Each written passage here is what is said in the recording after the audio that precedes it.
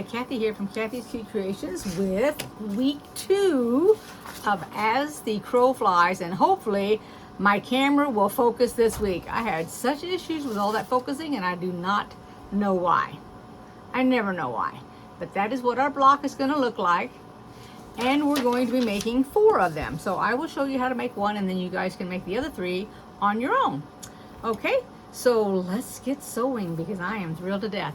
And again, please ignore the puppy barking if he barks. Man, he never makes a noise.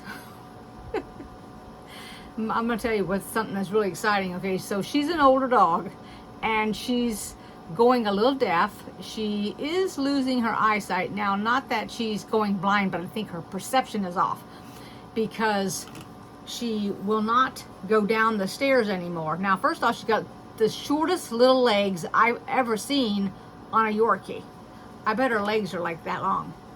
They're not long at all. So when she goes down, if she's not careful, she'll literally flip over. So she normally goes down and then puts her front 2 feet down and then puts her back 2 feet down, so she's on a step instead of just going each step down. And now that her eyesight's failing her, she has had a tendency to fall. So I'm glad she doesn't even try it anymore. But because she can't hear very well, she doesn't hear a lot of things. Now the puppy, he's got excellent hearing. If somebody comes on the porch, starts coming up the steps on the porch, he is already barking. If they are in the yard and he hears them, he's barking. I don't care what it is. It could be something just going through the yard or a ball bounced out of the park into the yard. It makes no difference. He will bark. And he's got a really low growl in him. So he's still getting used to his own bark because it has scared him a couple times. But he's got a very demanding bark, and it's not a weak little puppy bark. It's actually like a dog bark. So it's kind of funny sometimes because he's a baby, and of course things do spook him, and he hasn't gotten out and about yet. So we go out in the backyard and I have it fenced in. And then of course there's dogs. Like a few doors down there's a dog, and then there's across the back of the alley on the other side of the garages, there's a great big huge dog that's outside. So all these barks are different. But then we have people who socialize in their backyard because they have like a couple of 3 people actually have large decks on their backyard. So they have barbecues and friends over and stuff like that. And so when he hears them, he barks.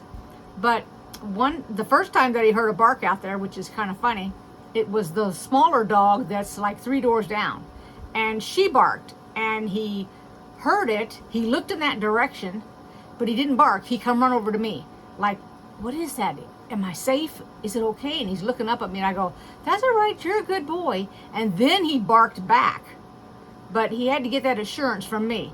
Now he still does that every now and then, like there was like the air conditioner kicked on, which spooked him. And then there were a couple of birds. They were pigeons. So they were not pigeons, doves. And they were sitting in the deepest part of the yard, which is out towards the back fence. And so they were trying to be real still so that he didn't know that they were there. And because the grass was a little bit tall, he didn't know. But once he walked down the sidewalk towards the gate, that's what spooked him. And when they fluffed up real quick, 2 of them got up and went up over the fence. He come running to me real quick. So until I get him out and about, and I'm waiting for Henry to get his final rabies shot. Now, Bandit went ahead and had his shot because the day that he got his shot, he was staying at the vet.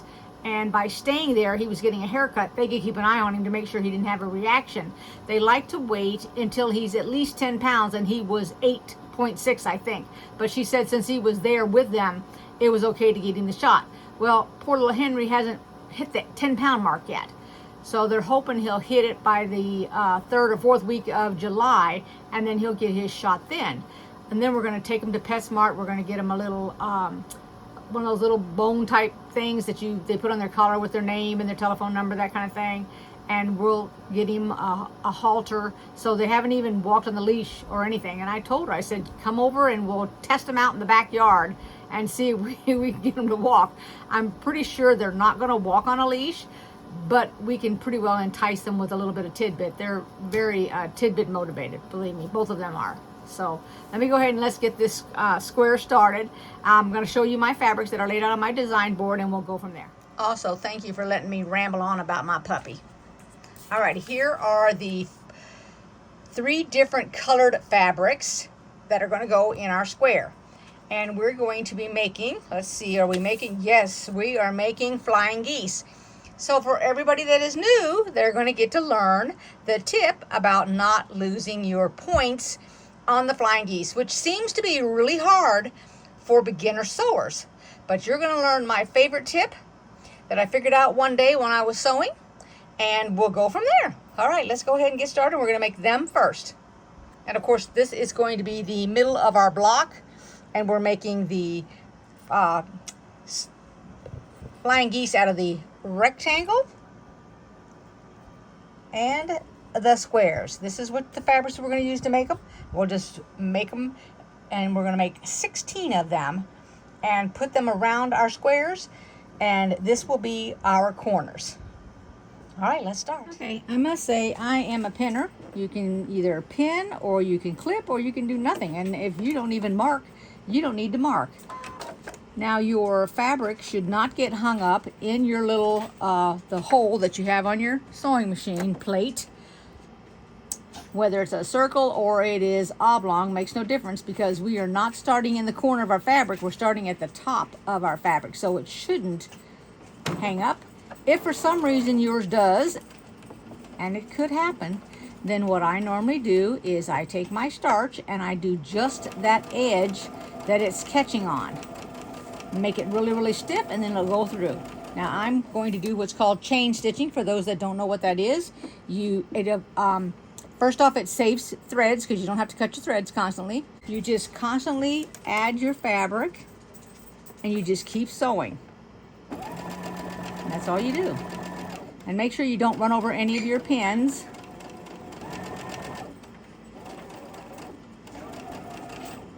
So normally what I do, let me adjust my sewing machine here so that my foot lifts when I'm done. Okay, so normally when I do a square or something, like when I go to sew my square together, what I will do is I will make my stitch smaller when I begin the stitch, because I don't go forward and backwards and lock my stitch in, but to avoid it from coming apart, which if you do enough quilting, you will understand what I'm talking about. I make the stitch smaller at the beginning. I eventually move it up. I'll do anywhere between a 2.0 or a 2.5. And then when I get towards the tail end, coming towards the end of the fabric that I'm actually sewing on, about this distance, right about right there, then I will decrease it, and then I'll go smaller off of it. This way it won't become unraveled. And when you do enough sewing, you will understand what I'm talking about if you do not understand it right now. And I have this feature on this specific sewing machine. I don't know if I have it on my other machine. I have a couple of different machines. But it has the feature that I can lift my foot. Now it does have a couple of different things going on here. I can either do this where I lift my foot. I can do it so that when I get finished sewing and I've stopped, it literally does a back stitch, then it comes forward. Or I can even set it up so that when I'm done, every time I'm finished sewing, it will cut the fabric. And that's just something on this sewing machine that it has the capability to do. It also has 2 feet on it, so I can actually take one foot and program it, if I wanted to either lift my foot pedal when I want to, or it would cut my actual thread when I am done. And I have it to cut it, but 9 times out of 10 I forget, and I just use the little lever that's up here on top of my sewing machine to cut it. I hope you can see that line. We want to draw a line diagonally on all of our little squares, and then we're going to sew, and then when we're done, we're going to cut this excess off. We're going to flip this over. We're going to iron it. Then we're going to take the next piece and we're going to overlap it right on this piece here. We're going to overlap there, and then we're going to sew from that diagonal to this one. Then we'll cut off the excess, and then we'll flip this over, and that will be our flying geese. If you're left-handed, you can sew it the other direction. Flip it that way. And if you prefer to do it this way, that's fine. Just make sure you do them all the same direction so that the flap on the top is going the same way. Unless you want to mix it up and do it differently, it's up to you. All right, let's go ahead and sew. I've changed the blade in here, and I like this one because to take it apart, all you do is pull down on it and the blade falls out automatically. There's no screwing or anything, which when you get arthritis in your hands like me, it's very hard to do. Now what I'm doing here is I'm taking my ruler, I'm putting the mark on the 1/4 inch right here to give myself a 1/4 inch. I don't want to make a bunch of tiny flying geese, so I'm not going to do that, which is another tip that I do. So I just cut this off. I'm going to take this over to the ironing board and I'm going to iron this open, and then we will do the other side. So go ahead and cut all of yours off. Alrighty, here they are, and I'm going to stop and show you how I get them to lay down so perfect. The problem is that the piece of equipment, I'm calling it equipment, it's probably not even called equipment, I don't know what it's called. I can't even remember the name of it, okay? I really like it, but this also is the product that you can purchase online. Right here, I've got it upside down compared to my paper here. I guess I ought to turn that around so it's not so confusing for y'all. Let's just do it this way here. Okay, so this product here is like glue, okay? So it's called Easy Press Pen. Now, the one that I'm using, I got it a long time ago. I have also received this in a box, but I got this one first, and I really, really like it. And I've been using it because it takes forever to finish using the glue. So let me show you what I do. You fill this up with water, and you put a couple of drops of the glue in it, which I have over there on the other shelf. You take this, and then you literally put this on your, right there, because this is how I'm going to fold it. So it's a little bit of wet glue. I fold it like this and iron it, and that is what makes these creases so perfect. I wish I knew the name of it, but I just honestly cannot think of the name of it. But here is all 4 of them, and we're going to go ahead and we're going to do the other side. So now we're going to take our rectangle, find your line on your fabric. Here's my line, and you can draw this line with anything. You can use the friction pen, you can use a pencil, a real pen like ink pen. As long as it doesn't fade through the fabric, you're going to be fine, because it's on the wrong side and you'll never see it, and you'll be stitching on it anyway. So go ahead and mark them all up and put them together. So pin them or lay them on your machine. Now we're going to do the other side. Let's have my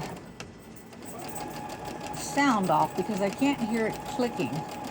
Let me get that fixed real quick. I'm not quite sure why it's not making any noises. I checked the sound and it's working just fine. Well, we'll just continue and I won't worry about it. But that bothers me, because then I won't be able to hear whether the camera came on or not. And that's the problem, because if I can't hear it, I don't know that it's come on, which means I've got to constantly look at it to see that it did click on. All I can think is operator error. That would be me. Hopefully my hands are not in the way. There you go. There's our last one. And we're going to trim these up. Okay. Alrighty, here is the way that our block is going to come together. This is the tip of the goose, so all the tips face in towards the middle block. And whoops, and now we're going to get the tip for our tips. This is the goose flipped over, and here is the tip. This spot right here is what the nose is on the goose that a lot of people lose. So I'm taking my pen and I'm taking my ruler and I'm putting my ruler right up to the edge of where these 2 seams cross over. So put your pin inside, so where it crosses over, come towards the outer part, not on it, but towards the outer part. And then we're going to mark. See if I can get it to mark here. There you go. Looks like I didn't get it quite dark enough right here. All right, now you can see that it is right above where the two pieces of thread, okay, see, here's a seam, there's a seam, we've come above it. So when we sew it, we will not cut off that tip. And we're going to do this to all of the flying geese. So just do one after the other.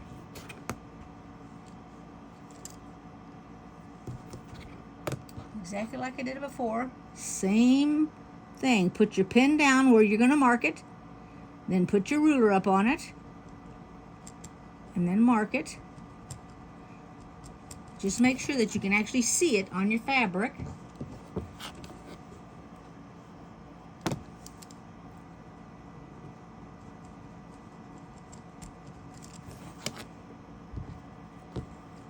And then you will be so proud of yourself, and when you show this to somebody, they're going to say, how did you not take off your tip? I can't do that. I don't know how to figure that out. And now you know the secret. So let's pin it together. I will pin on the right side here. I will pin on the left side.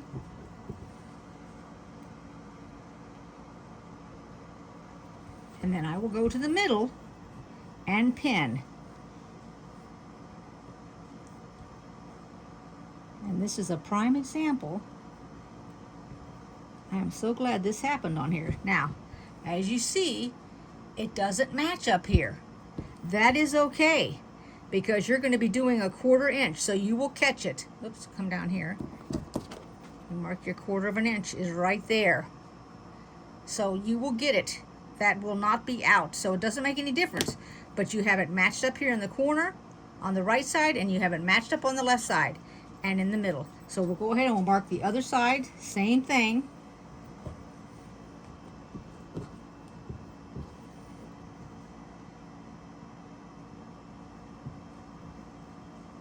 I always start on the right side.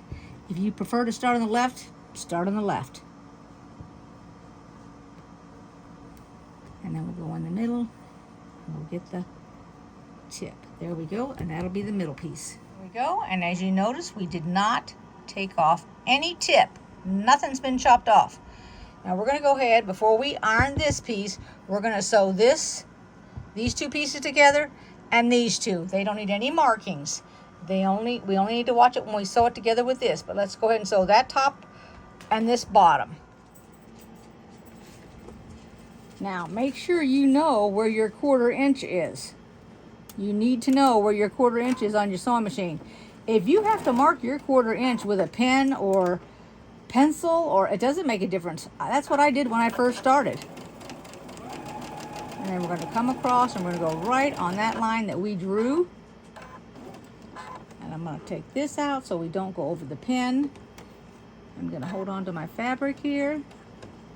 There we go, because it's going through a little bit of a bump.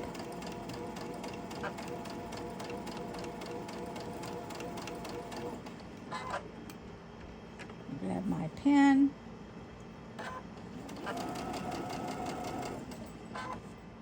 When we get finished sewing both these ends, that's when we will look at it. Now, if you're scared that you won't get yours right, and that you might have to do it over, you can always do a larger stitch. You can go to stitch 3, so it's easier to take out if you have difficulty taking out the 2.5 inch stitch or the 2 inch stitch, whatever you normally sew on.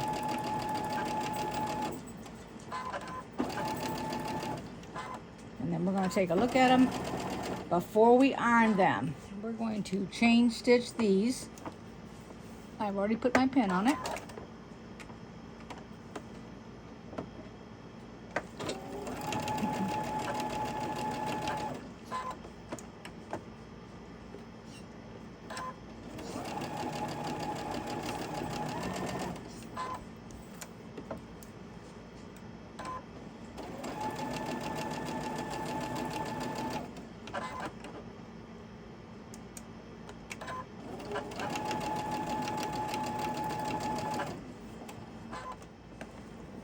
have flipped them over.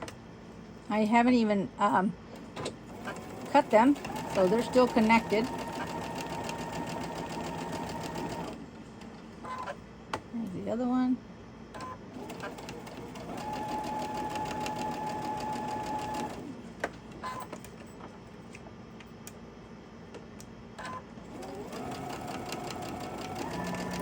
And there we go. Now the way that I'm going to iron them so that they nestle, because we want them to nestle, and I'll show you what that means here in a minute, is I turn my middle one over and I see that it wants to go towards the middle. So that's the way I'm going to iron that one. That means that these have got to go outward, which you can tell they want to go outward.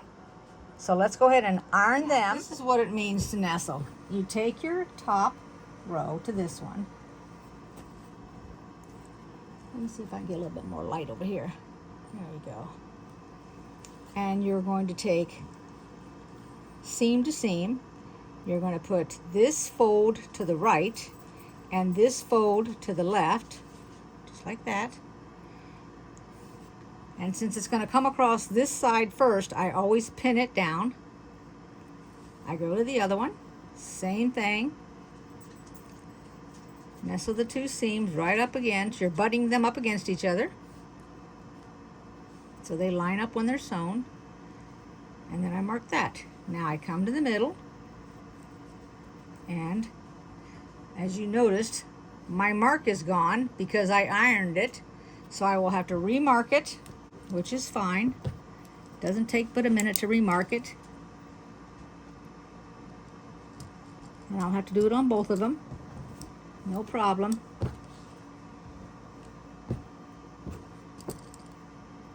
Now if you've used a regular pen or a pencil, that mark's not going to come off when you iron it. But this is heat sensitive, so yes, it came off, which is not a problem. I'm just going to put my pin in there like that, and then I'm going to pin it on each end, and I will come right on the edge of where that fold is so it doesn't flip up on me by accident while I'm sewing it. Same with this end. See, the fold is right here. That's where I want to put my pin, right there. And there we go. And now we'll do the other side. And now we are ready to sew it. And we will have both sides done and our block will be completed. So let's go ahead. Now this is where I'm going to go ahead and decrease because I don't want it to come apart. And you can decrease it to whatever length you want. I just went down to a 1.6. And just take a few stitches up to my pin right there. There we go. And go back up. There we go. And all those that are new, the reason you don't want to go and hit your pin by accident, if you have an electronic sewing machine, you could knock out the alignment. You could also destroy your motherboard. And let me tell you, those are not cheap. They are quite expensive. I have replaced two that literally wore out on my other sewing machine because I was working it to death and it was an older machine and it just couldn't take it. So now that machine I do not run over 3 hours. Okay, we'll take that off. We'll cut that, slip it over, and start it on this end. There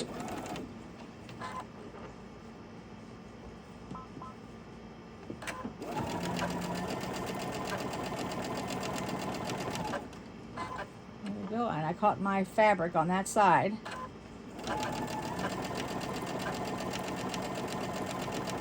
Now they do have paper that you can do flying geese with if you'd like to buy the paper. It's already got the picture, it gives you the directions and everything. I have a lot of that.